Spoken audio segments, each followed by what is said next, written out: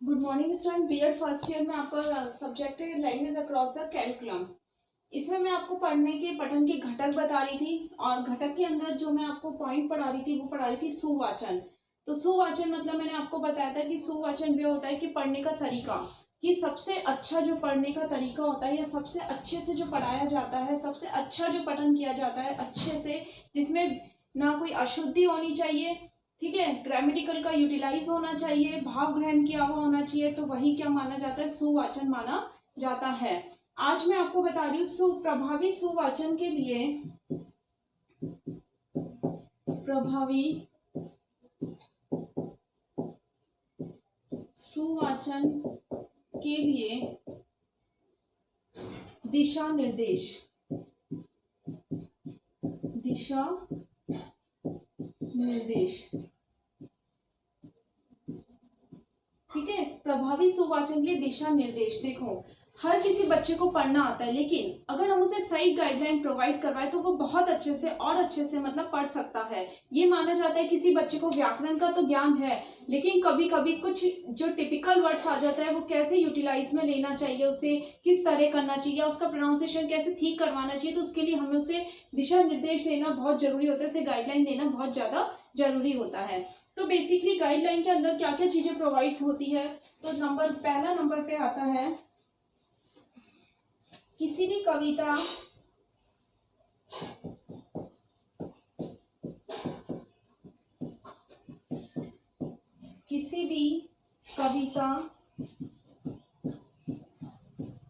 या गद्यांश का वाचन करने से पूर्व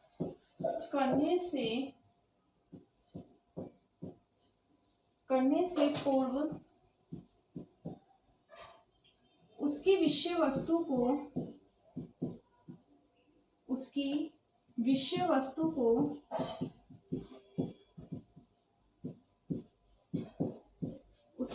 वस्तु को पूर्णतः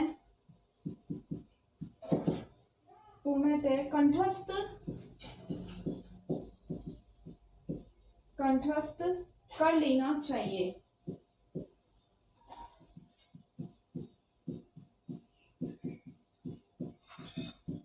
ठीक है, इसका मतलब ये होता है किसी भी कविता या गद्यांश का वाचन करने से पूर्व उसकी विषय वस्तु को पूर्णतः कंठस्थ कर लेना चाहिए, मतलब उसको वापस से याद करना चाहिए, जिससे बच्चे जब उस विषय वस्तु को पढ़े या क्या हो वो ध्यान, मतलब वो जो छात्र है वो क्या करे, उस विषय वस्तु को भूल ना पाए। इसके लिए उन्हें क्या करना चाहिए, हर विषय वस्तु को बार बार कंठस्थ करना चाहिए, बार बार चीज को रीड आउट करना चाहिए, बार बार चीज को सुनना चाहिए। इसलिए प्रत्येक शिक्षक के दायित्व बनता है कि वे बच्चों के लिए कंठस्थ के लिए बच्चों को क्या करे, प्रेरित करे, या फिर क्या करे कि प्रक्रिया में गद्यांश कंठस्थ करना सुनिश्चित कर देते हैं। मतलब किसी भी कविता गद्यांश का वाचन करने से पूर्व उसकी विषय वस्तु का अगर उससे समझा दिया जाता है, अच्छे से बता दिया जाता है, जैसे अपन कहते हैं कि अपन कोई भी योजना बनाते हैं तो योजना पहले बनाने से पहले उसके निर्माण संपन्न कुछ भी विषय वस्तु को पढ़ाने के लिए उसकी योजना जब बनाई जाती है तो उससे रिलेटेड जो भी प्रोसेसिंग होती है उसका निर्माण कर लेना चाहिए या संपन्न कर लेना चाहिए।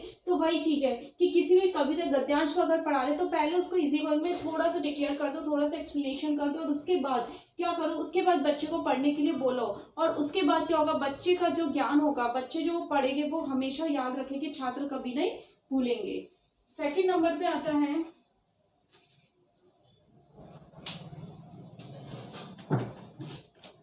सुवाचन करने से पूर्व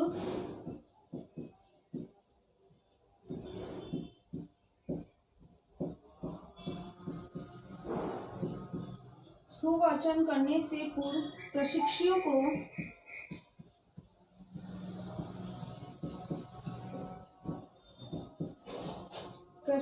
को शिक्षार्थी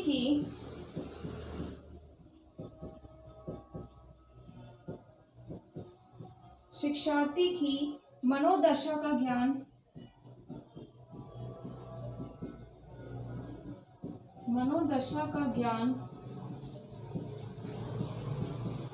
कर लेना चाहिए, मनोदशा का ध्यान कर लेना चाहिए।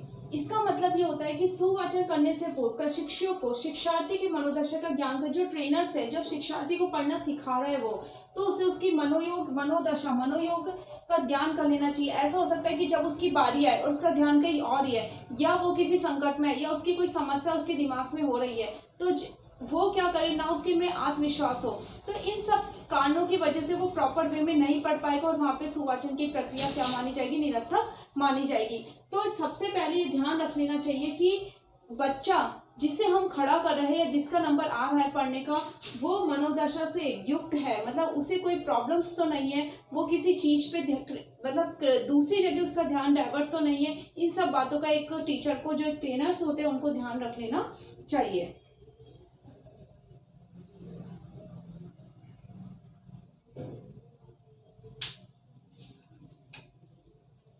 फिर नेक्स्ट आता है 3rd नंबर पे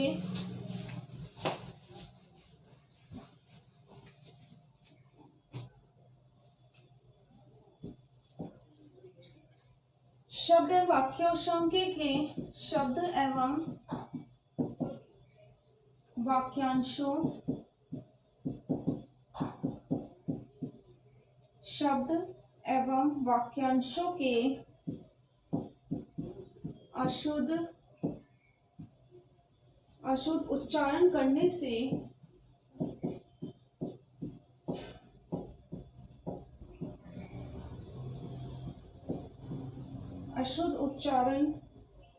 से रोकने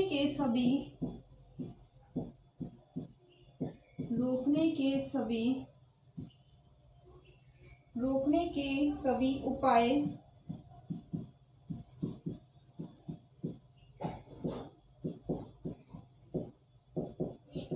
शिक्षकों को करने चाहिए,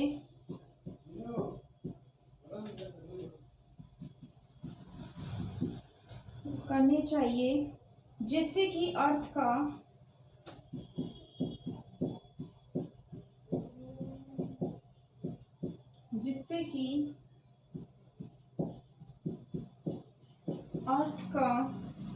अनर्थ ना हो जाए।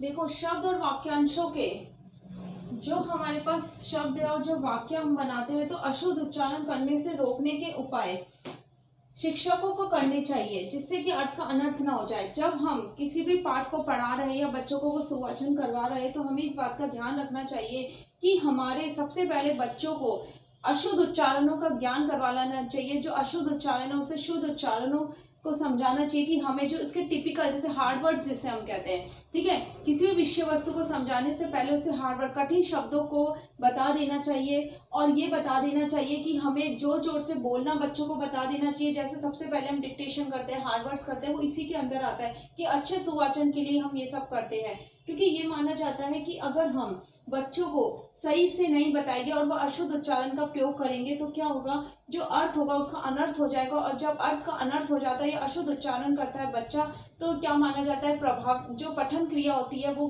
बिल्कुल निरर्थक मानी जाती है और प्रभावशाली नहीं मानी जाती। तो अच्छे सुवाचन के लिए, सुवाचन को प्रभावशाली बनाने के लिए बच्चों को हमें सबसे पहले क्या करना चाहिए, शुद्ध उच्चारणों का उपयोग करना चाहिए। और इसमें उपचार, जो बच्चे प्रॉब्लम्स क्रिएट कर रहे हैं, वो सारे के सारे उपाय फॉलो करने चाहिए।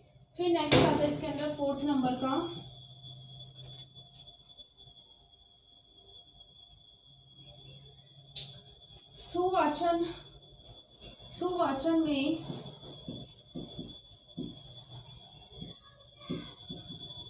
सुवाचन में गति व लय का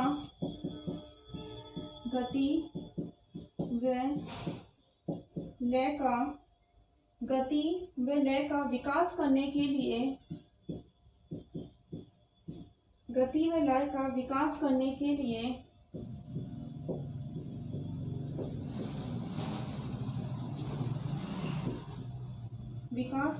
लिए शिक्षक द्वारा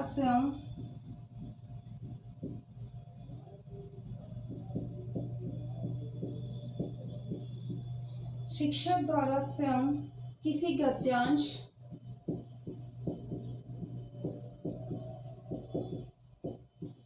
गद्यांश या कविता को पढ़कर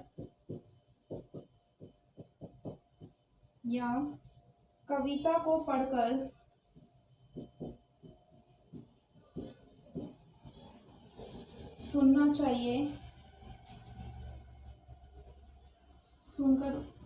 कविता को पढ़कर सुनना चाहिए।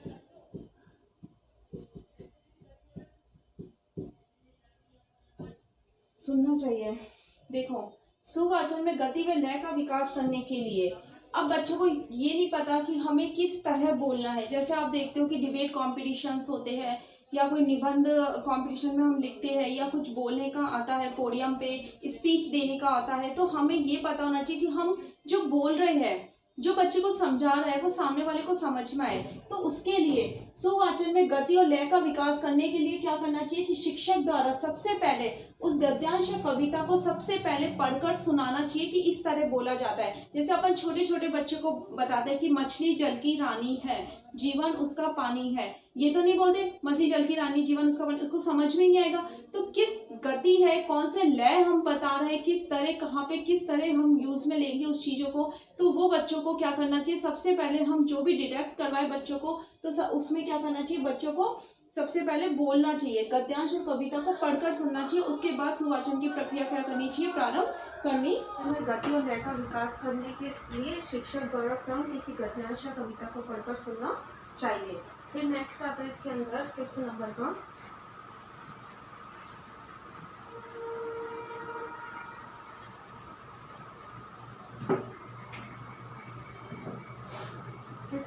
आता है प्रशिक्षक द्वारा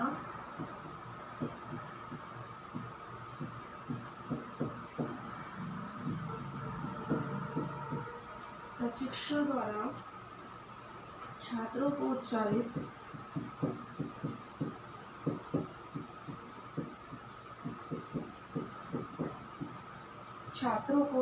ध्वनियों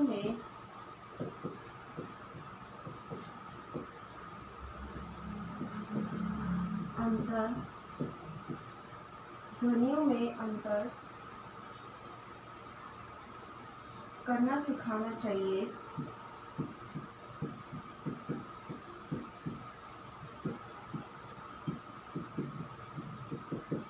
नेक्स्ट आता है कि जो ट्रेनर्स होते हैं उन्हें उच्चारित ध्वनियों में अंतर सिखाना चाहिए, जिससे क्या होगा कि सुवाचन प्रभावशाली सिद्ध होगा। क्योंकि बच्चों में अगर ट्रेनर्स को यही नहीं पता होगा कि किस तरह हमें उच्चारित ध्वनियों में अंतर, किस तरह हमें कहाँ पे क्या बोलना है, तो एक तरह से जो ध्वनि हम बोलते हैं, जैसे ल को ल बोल रहे हैं, क को क, ख बोल रहे हैं, तो उसमें हमें अंतर बच्चों को बताना चाहिए। ठीक है ना। फिर आता है नेक्स्ट, छात्रों को सुवाचन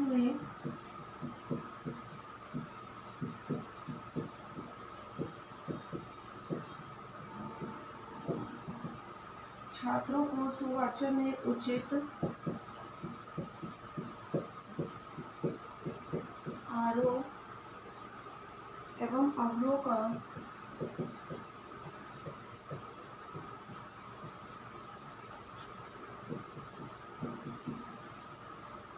का ज्ञान भी प्रशिक्षुओं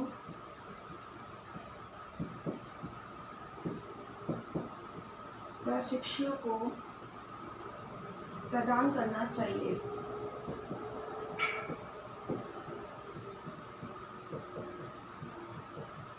नेक्स्ट है, छात्रों को सुवाचन में उचित आरोह और अवरोह का ज्ञान भी प्रशिक्षक को प्रदान करना चाहिए, जिससे हम जो भी कार्य करते हैं, जो भी विषय वस्तु को हम पढ़ते हैं, जैसे कविता ले लो, कविता के भावों को अगर बच्चे सर आरोह और अवरोह के क्रम में पढ़ेंगे या इस तरह पढ़ेंगे, उचित लय और गति के साथ पढ़ेंगे, तो इससे क्या होगा, उन्हें कविता का भावार्थ इजी गोइंग में समझ में आएगा और क्या होगा, सुवाचन जो प्रक्रिया होगी वो प्रभावशाली सिद्ध होगी।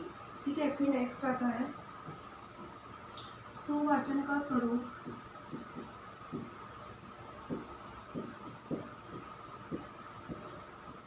सुवाचन का स्वरूप इस प्रकार का होना चाहिए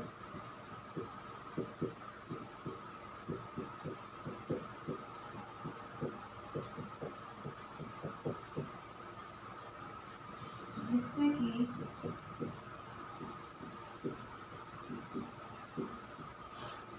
सभी छात्र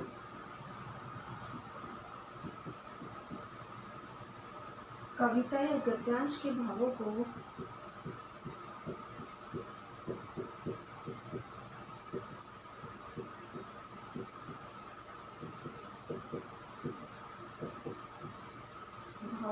अभिव्यक्त कर सके,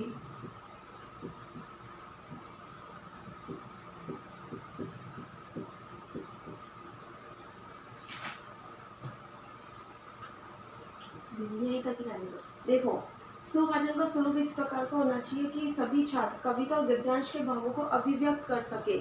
मतलब उन्हें इस तरह से पढ़ाना चाहिए या इस तरह सिखाना चाहिए कि जब कविता और गद्यांश के बच्चे पढ़ रहे हैं तो साथ साथ उसके भावार्थ को भी ग्रहण करें। इससे क्या होगा कि जो असंगत प्रक्रिया जो होगी वो क्या होगी, एक तरह से अनुकरण ना कर सके। मतलब वो ये कर सके, जैसे आप देखते हो कि हम किसी चीज़ को पढ़ते हैं, किसी विषय वस्तु को पढ़ते हैं, तो पढ़ने के साथ साथ क्या होता है, हमें उसका अर्थ भी समझ आता जाता है।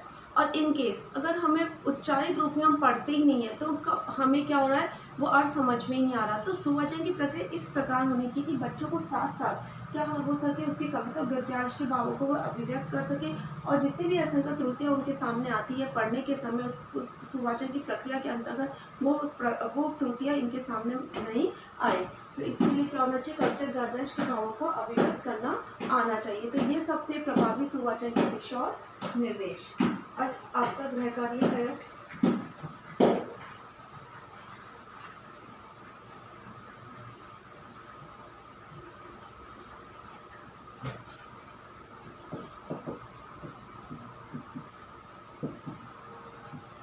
प्रभावी सुवाचन के लिए